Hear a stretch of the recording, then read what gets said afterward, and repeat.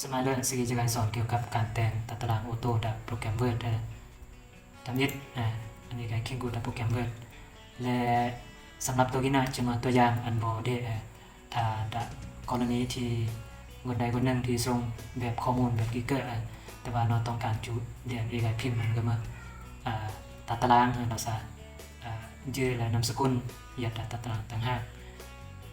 ยืดกุ้งยืดเมืองยืดแควงอันเหยียดคนละตัดตารางประโยชน์ที่นั่นมันเหมือนตัดตาราง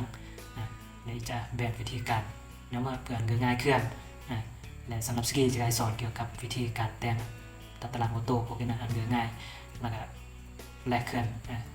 เพื่อประหยัดเวลาในการที่จะพิมพ์ขึ้นหรือเรื่องยากสำหรับโปรแกรมเวิร์ดและสกีน่าจะเหมาะเรื่องวิธีการแต่งออโต้และทำนิดอันนี้จะได้คลิกทาสีประลวดสำหรับตัวหนังสือที่ต้องการจุดแบ่งตัดตารางหลังจากทาสีไว้แล้วในการคำว่า insert นะฮะหลังจากกด insert ปุ๊บอันนี้เลื่อนยื่นเราบุญลูกศรแย่ๆกันนะฮะอันนี้คลิกแต่ลูกศรเนี่ยนะปุ๊บหลังจากนี้อันนี้การคลิกตัวที่3นี่นะฮะเรามา convert ที่นี่นะคลิกนั่นเลยฮะปุ๊บ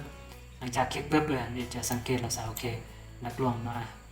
สัญลักษณ์แบบขีดคันนะอันนี้ก็พิมพ์คำว่าสัญลักษณ์ขีดคันด้านหน้าตัดตารางแย่ๆกันนะแล้วหลังจากพิมพ์สัญลักษณ์ขีดคันแล้วตัวแย่ๆกันนะอันนี้คลิกคำว่าโอเคกันนะเลยหลังจากคลิกโอเคก็จะแบ่งให้ได้ตัดตารางแบบ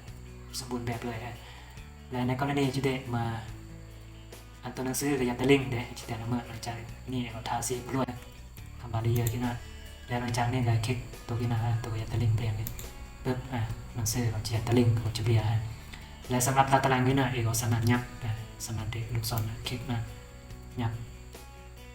ย่อแล้วแต่อีกุยับบลาเวบลาหัมก็แล้วแต่ที่ต้องการ